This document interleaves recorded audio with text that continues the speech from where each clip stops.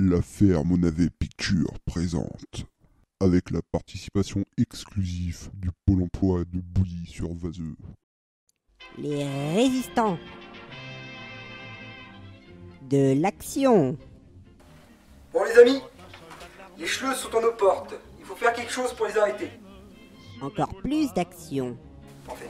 Nous sommes ici, ils sont là. Avez-vous des idées pour les ralentir?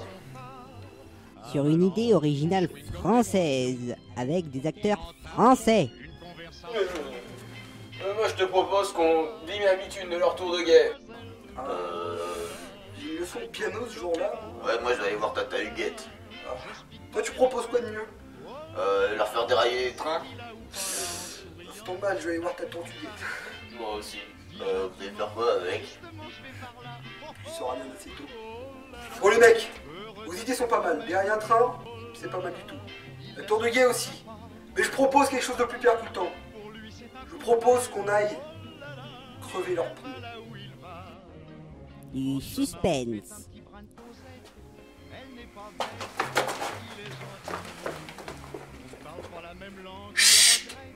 Tiens.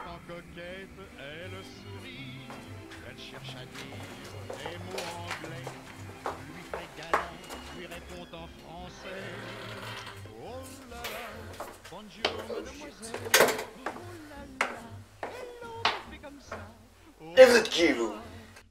Encore plus de suspense.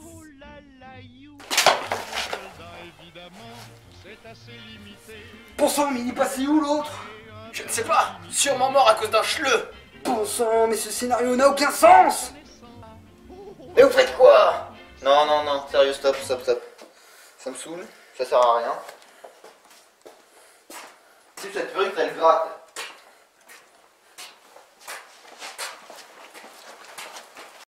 Les Résistants, un film de Jean-Michel Panaro-Doran. 1940, pour ceux qui ne le savent pas, l'Allemagne nazie est en guerre. Louis Armstrong atteint alors son pic de popularité. John Lennon et Ringo Starr viendront au monde et Django Reinhardt sortira son album Nuages. Mesdames et messieurs, bienvenue dans le chapitre 3.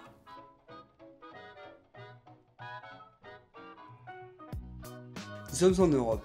Goebbels, l'un des dirigeants du parti nazi, avait interdit la musique populaire que l'on nommera le swing. Apparu une décennie plus tôt, c'est un dérivé mouvementé du jazz. Il faut dire que les nazis étaient contre l'art moderne, l'appelant aussi art de dégénéré. Here's Johnny. En effet, selon eux, la meilleure forme d'art était l'art héroïque. Mais cette restriction ne s'appliquait non pas seulement à la musique, mais aussi au cinéma et aux arts plastiques. Donc cubisme et impressionnisme, c'était pas vraiment les bienvenus à l'époque. Mais alors, qu'écoutait-on ? Durant le Troisième Reich, les Allemands écoutaient surtout de la musique allemande. Oui, certes, vous vous en doutiez. Mais ce que vous devez savoir, c'est que certains nazis allemands écoutaient surtout de l'opéra très inspiré de Wagner. Certains grands compositeurs étaient de leur parti, comme Richard Strauss ou bien encore Karl Hoff. Enfin, ils étaient surtout un petit peu forcés. Mais bon, en général, de la musique de cabaret ou quelques titres de propagande, voire même des chansons paillardes étaient surtout chantés par les soldats allemands.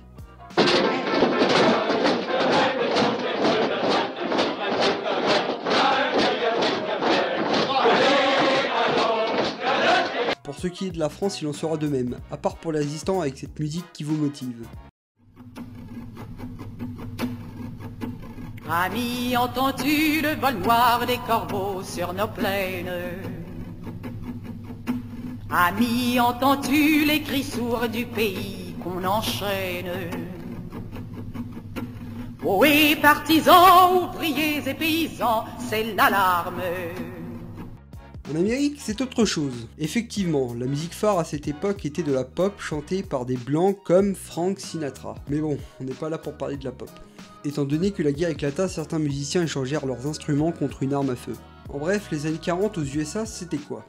En 1941, les premières Les Paul sont fabriquées. En 1942, Bing Crosby était le chanteur ayant vendu le plus d'albums à travers le monde, soit 50 millions d'exemplaires. En 1943, naissance de Morrison, Jagger et Keith Richards. En 1945, fin de la Seconde Guerre mondiale. C'est déjà pas mal. En 1946, création de la plus grosse firme de guitare au monde, Fender, créée par Leo Fender. En 1947, naissance de Santana, Bowie et Iggy Pop. En 1949, la firme RCA Victor lance les premiers 45 tours et les commercialise. Nous sommes en 1950.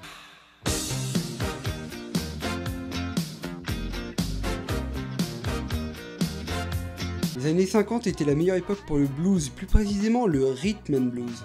L'époque de grands musiciens tels que John Lee Hooker ou bien Muddy Waters. Mais c'est aussi le début plus prometteur de ce qu'on appellera le gospel. Mais à cette époque, il y avait aussi des chanteurs blancs comme Bill Haley qui sortit le titre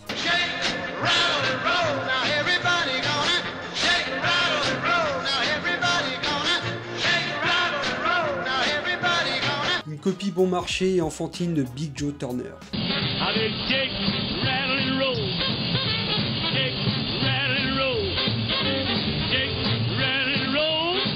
Et cette musique que chantait Bill Haley, cette copie qui donna cette sauce, la sauce rock'n'roll. Le rock'n'roll est une musique qui se dit plus nerveuse, plus libre, la musique pour les jeunes. Mais à l'époque, elle était surtout représentée par des Afro-Américains comme Chuck Berry ou encore Little Richard.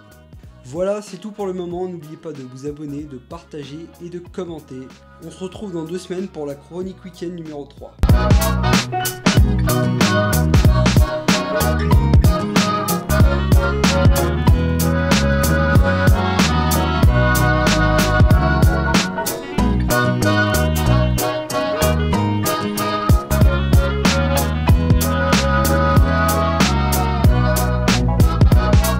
L'avantage de la minuterie.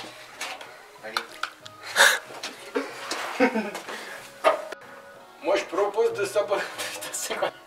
Je propose quoi de mieux, toi? 1 heure d'autonomie, c'est ça? 1h30. Ah. Toi, tu proposes quoi de mieux? Leur faire dérailler les trains. Ça tombe mal, je vais aller voir ta tortuguette. Moi aussi. Vous allez faire quoi avec? Tu sauras bien assez tôt. Billy. Ça va, c'est